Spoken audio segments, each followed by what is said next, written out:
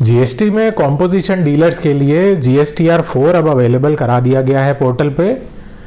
इस वीडियो में मैं आपको दूंगा लाइव डेमो और साथ ही मैं समझाऊंगा कि आपको कौन से सेक्शन में क्या भरना है।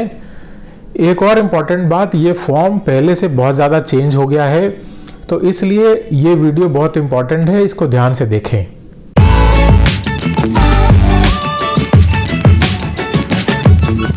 हेलो एवरीवन, मेरा नाम है CA गुरप्रीत सिंह भल्ला और आप देख रहे हैं कंसल्ट गुरप्रीत। अगर अभी तक आपने मेरा चैनल सब्सक्राइब नहीं किया है तो प्लीज़ कंसीडर सब्सक्राइबिंग और बेल आइकन दबाना ना भूलें ताकि आप कोई भी इम्पोर्टेंट वीडियो मिस ना करें।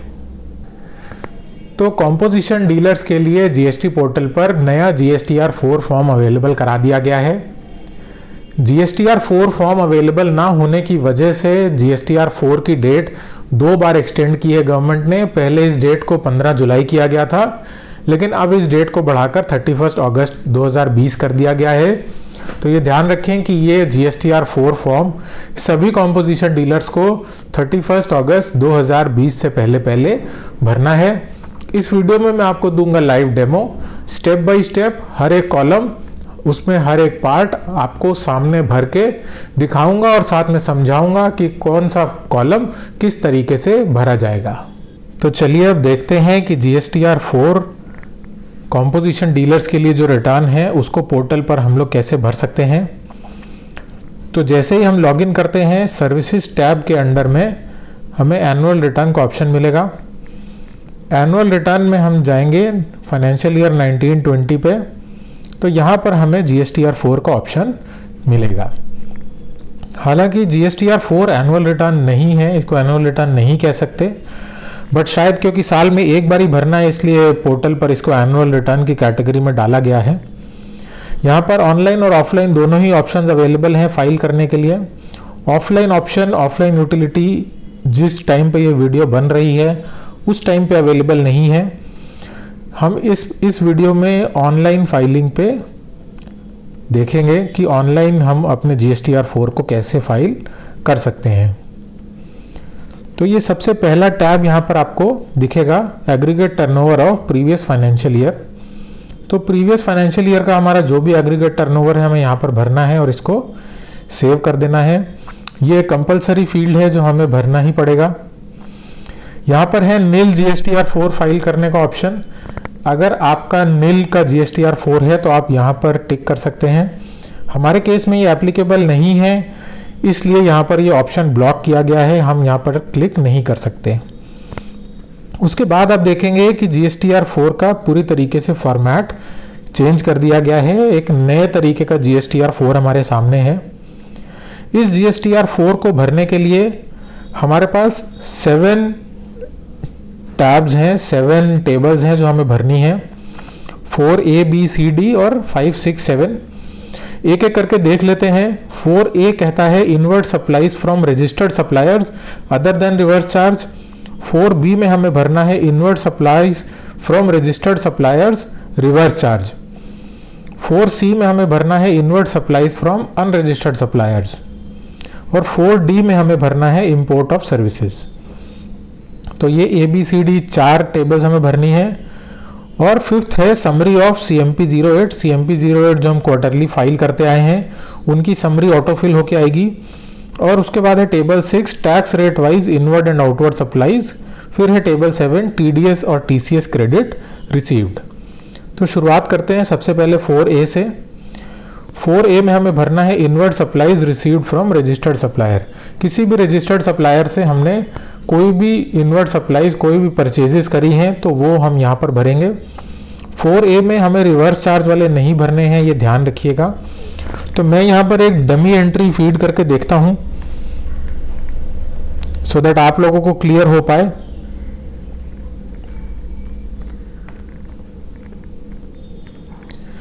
जैसे ही मैंने सप्लायर का GST नंबर डाला तो यहाँ पर मेरे पास ऑटोमेटिकली नाम और स्टेट भर के आ गई। मैं यहाँ पर ऐड डिटेल्स करूँगा।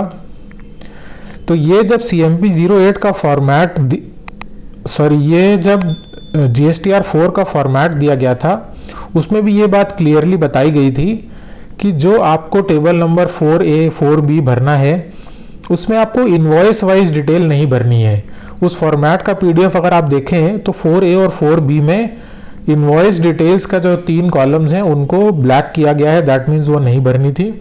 तो यहाँ पर टैक्सेबल वैल्यू हम भरते हैं। अगर इस पर्टिकुलर सप्लायर से मैंने 1 लाख की टोटल परचेजेस करी हैं, बस द ओनली डिफरेंस इज कि हमें रेट वाइज ये सब कुछ भरना पड़ेगा। तो हम रेट वाइज ये भरेंगे और यहाँ पर सेव कर देंगे। सेव करते ही नीचे यहाँ पर पूरी लिस्ट आ जाएगी, आपके जितने भी सप्लायर्स हैं 8, 10, 15 जो भी हैं आप इसमें भर दीजिए और सेव करते जाइए। नीचे पूरी एक लिस्ट आपके सामने आती जाएगी। उसके बाद आते हैं 4B पे। 4B पे जैसे ही हम आएंगे तो यहाँ पर भी हमें इनवर्ट सप्लाईज भरनी है, वो भी रजिस्टर्ड सप्लायर वाली, लेकिन यहाँ पर सिर्फ वो आएंगी जिन पर रिवर्स चार्ज एप्लीकेबल है।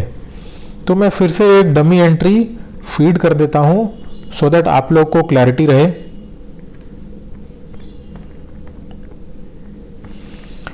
फिर से मैंने एक डमी GST नंबर डाला और ऐड डिटेल्स पे क्लिक किया। ऐड डिटेल्स पे क्लिक करते ही अब मुझे रिवर्स चार्ज वाली परचेजेस यहाँ पर बतानी है।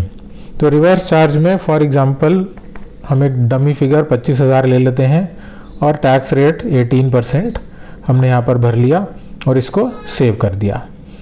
सेव करते ही यहाँ पर हमारे पास आ जाएगी डिटेल।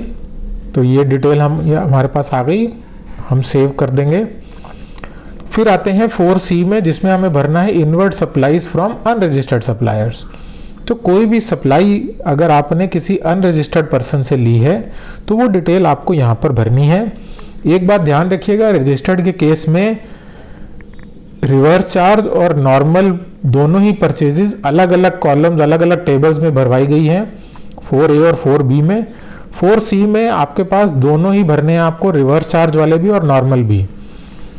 तो यहाँ पर मैं एक डमी नेम ले लेता हूँ और यहाँ पर डिटेल्स ऐड करता हूँ।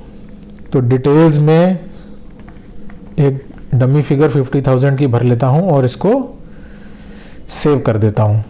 जैसे ही मैं सेव करूँगा तो ये देखिए यहाँ पर वैसे सप्लायर पैन और ट्रेड नेम या लीगल नेम दोनों ही मांग रहा है।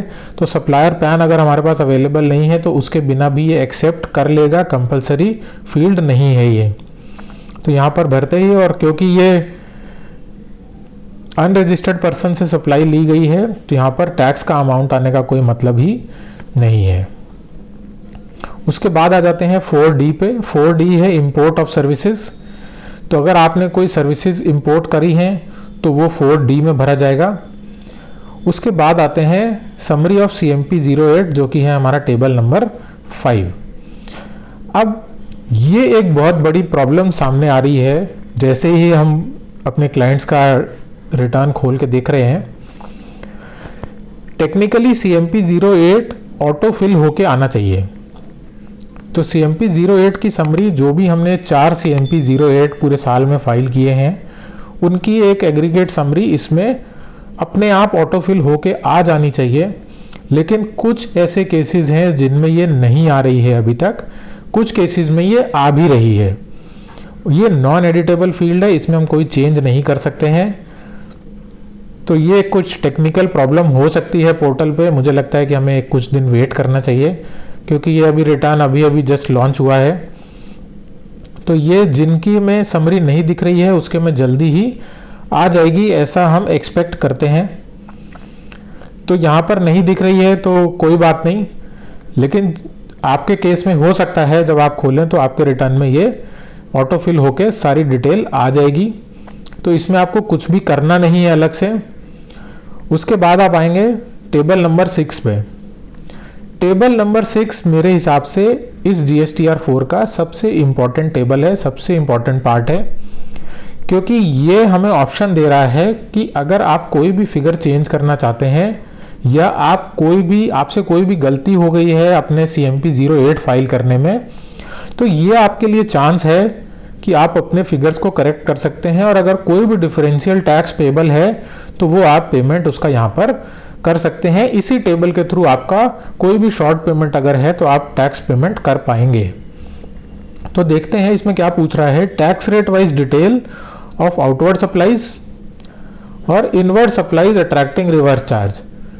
तो अगर आउटवर्ड सप्लाईज और इनवर्ड सप्लाईज है रिवर्स चार्ज वाली, तो आपको टैक्स रेट वाइज बाइफर्केशन यहाँ पर देना है।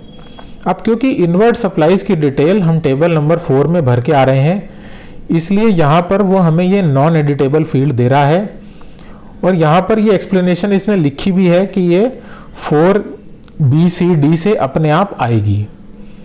तो यहाँ पर हमें इनवर्ड सप्लाईज के केस में यानी कि पॉइंट नंबर 11 तक कुछ नहीं करना, हमें उसके बाद पॉइंट नंबर 12 से भरना है जो भी हमारी आउटवर्ड सप्लाईज हैं। तो आउटवर्ड सप्लाईज में हमें यहाँ पर डिटेल भरनी है। तो ये डिटेल क्या होनी चाहिए? ये डिटेल वो डिटेल होगी जो कि सही डिटेल है। अगर आपके सारे CMP 08 सही थे, आपको कुछ भी चेंज नहीं करना, तो आप अपनी वही फिगर इसमें डाल देंगे। लेकिन अगर आपको लगता है कि कोई फिगर आपसे CMP 08 में कम चली गई थी या गलत चली गई थी, तो दिस इज द प्लेस आप उसको करेक्ट कर सकते हैं। तो यहाँ पर मैं ये एग्जांपल ले रहा हूँ, मैंने यहाँ पर आउटवर्ड सप्लाईज में 1,20,000 भर दिया है। इसको मैं यहाँ पर सेव कर देता हूँ।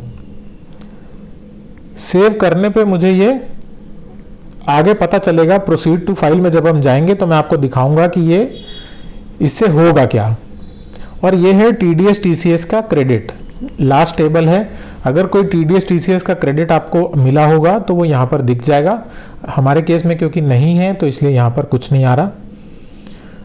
तो अब हम यहाँ पर बैक करते हैं। बैक पे आके हम इसको करेंगे प्रोसीड टू फाइल। हमने सारे अपने टेबल्स भर दिए हैं, सातों के सातों टेबल्स भर दिए हैं। प्रोसीड टू फाइल पे क्लिक करेंगे। रिफ्रेश करने के बाद यहाँ पर हमारे पास ये आ गया है ready to file as on 21 July 2020। Proceed to file पे जब हम आगे जाएंगे तो यहाँ पर हमें GSTR 4 की पूरी एक समरी देगा। ये समरी आपको चेक करने के लिए, क्रॉस चेक करने के लिए दी गई है। तो यहाँ पर देखिए, अब 4A में हमने 1 लाख की फिगर भरी थी, वो यहाँ पर आ गई है। 4B की फिगर आ गई है, 4C की फिगर आ गई है। 4D में हमने कुछ नहीं भरा था इसलिए वो एम्प्टी है। टेबल नंबर 5 हमारे इस पर्टिकुलर केस में फिगर ऑटो पॉपुलेट नहीं हो रही है, इसके लिए हमें थोड़ा सा वेट करना पड़ेगा, ग्रीवेंस रेज करनी पड़ेगी कि ऐसा क्यों हो रहा है।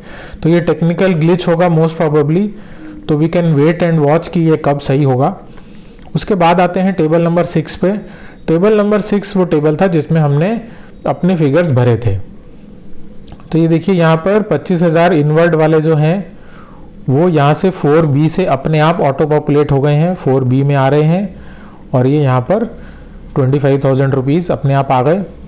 उसके बाद जो आउटवर्ड सप्लाईज है वो इसने यहाँ से 1,20,000 पिक कर लिया है। ठीक है, तो टोटल हो गया 1,45,000 रुपये। अब इसको यहाँ पर कंटिन्यू करते हैं। जब हम यहाँ पर कंटिन्यू करेंगे तो देखिए, अब क्योंकि मेरी CMP 08 में कोई फिगर नहीं आ रही थी, तो इसलिए इस केस में इस बात को ध्यान से समझिएगा कि जो टेबल नंबर 6 हमने भरी उससे हुआ क्या है। ये है टेबल नंबर 6। तो टेबल नंबर 6 में हमने टैक्स कंप्यूट किया 2250 और 2250 रुपये का, 1,20,000 रुपये। और अगर हमारा टैक्स एक्चुअल में CMP 08 में इससे कम गया होता तो वो यहाँ पर कैलकुलेट करके अपने आप मुझे जो भी एडिशनल टैक्स पेबल है, अब जैसे देखिए इस केस में बैलेंस अमाउंट पूरा टैक्स का निकाल दिया इसने, 2250। तो ये 2250 इसलिए इसने निकाला बिकॉज मेरे पास CMP 08 में कोई वैल्यू ऑटो पॉपुलेट होके नहीं आ रही। अगर ये ऑटो पॉपुलेट होके आ रही होती तो एक्चुअल डिफरेंस निकलता कि कितना टैक्स आपने कम पे किया था और कितना टैक्स आपको और पे करना है। तो ये balance amount of tax payable अपने आप यहाँ पर निकाल देगा। तो बेसिकली टेबल नंबर 6 काम कर रहा है करेक्शन का। कोई भी गलती हुई है तो टेबल नंबर 6 में सही फिगर डाल दीजिए। कोई भी एक्स्ट्रा टैक्स बनेगा तो यहीं से आपको पेमेंट का ऑप्शन भी मिल जाएगा। कैसे, आगे देख लेते हैं। तो मुझे जो टोटल टैक्स पे करना है वो 2850 और 2850 रुपये का करना है। लेट फीस इस रिटर्न में ऑटो कैलकुलेट होके आएगी, हमें कुछ नहीं करना। इंटरेस्ट की फिगर हमें कैलकुलेट करके मैन्युअली डालनी पड़ेगी। तो यहाँ पर जो भी मेरा एडिशनल कैश रिक्वायर्ड आएगा उसका मैं यहाँ पर जैसे GSTR 3B में करते हैं हम चालान क्रिएट कर सकते हैं। चालान क्रिएट करके हम अपना टैक्स पे कर सकते हैं, बैलेंस टैक्स पे करके हम अपना फाइल GSTR 4 पे जाकर रिटर्न फाइल कर पाएंगे। तो ये था नया GSTR 4। मुझे ऐसा लगता है कि रिटर्न तो आ गया है और फेयरली सिंपल है, बहुत कॉम्प्लिकेटेड नहीं है, बहुत टेक्निकल नहीं है। सिर्फ आप थोड़ा सा टाइम इसको समझने के लिए देंगे, ये वीडियो पूरा अगर आपने देखा है तो आप ये रिटर्न इजीली खुद भर पाएंगे, कोई आपको प्रॉब्लम नहीं होगी और गलती के चांसेस भी बहुत कम हैं। तो ओनली प्रॉब्लम इज कि CMP 08 की वैल्यू बहुत सारे यूजर्स के लिए, बहुत सारे टैक्स पेयर्स के लिए ऑटो पॉपुलेट नहीं हो रही है। हमारे सामने ये प्रॉब्लम है कि टेबल नंबर 5 जो समरी ऑफ CMP 08 है, अगर वो ऑटो पॉपुलेट नहीं होगा तो ये रिटर्न हम कैसे फाइल करेंगे, हम कैसे प्रोसीड करेंगे इसकी फाइलिंग के लिए। तो ये चैलेंज सामने आया है। आपका क्या ओपिनियन है कि ये क्यों नहीं दिख रहा? हाँ, एक बात मैं इसमें और बता दूं कि समरी ऑफ CMP 08 में जो ऑटो पॉपुलेट होकर फिगर्स आएंगी वो तभी आएंगी जब आपने अपने चारों क्वार्टर के CMP 08 फाइल कर दिए होंगे। अगर आपका एक भी CMP 08 पेंडिंग होगा तो ये ऑटो पॉपुलेट नहीं होगी फिगर। हमारे केस में हालांकि हमारे चारों CMP 08 फाइल्ड हैं, लेकिन उसके बाद भी ये फिगर ऑटो पॉपुलेट होके नहीं आ रही, जिसकी वजह से मैं इसको टेक्निकल ग्लिच बोल रहा हूँ। तो अगर आपके में भी ये समरी नहीं आ रही है तो एक बारी जरूर चेक कर लीजिएगा कि आपके चारों CMP 08 फाइल्ड हैं कि नहीं है। अगर फाइल्ड हैं तो आप ग्रीवेंस रेज करिए एंड लेट्स वेट कि इसके लिए क्या होता है। आपका क्या ओपिनियन है कि ये CMP 08 में समरी क्यों नहीं आ रही होगी, या क्या प्रॉब्लम हो सकती है, या क्या करना चाहिए? आप अपने सजेशंस कमेंट बॉक्स में लिख सकते हैं। अगर आपकी कोई क्वेरी है, कोई चीज़ मैंने इस रिटर्न में बताने से मिस कर दी हो, जो आपकी क्वेरी रह गई हो, आप वो भी कमेंट सेक्शन में लिखिए और मैं आपकी क्वेरी आंसर करूँगा। आई होप ये फॉर्म आपको क्लियर हुआ हो।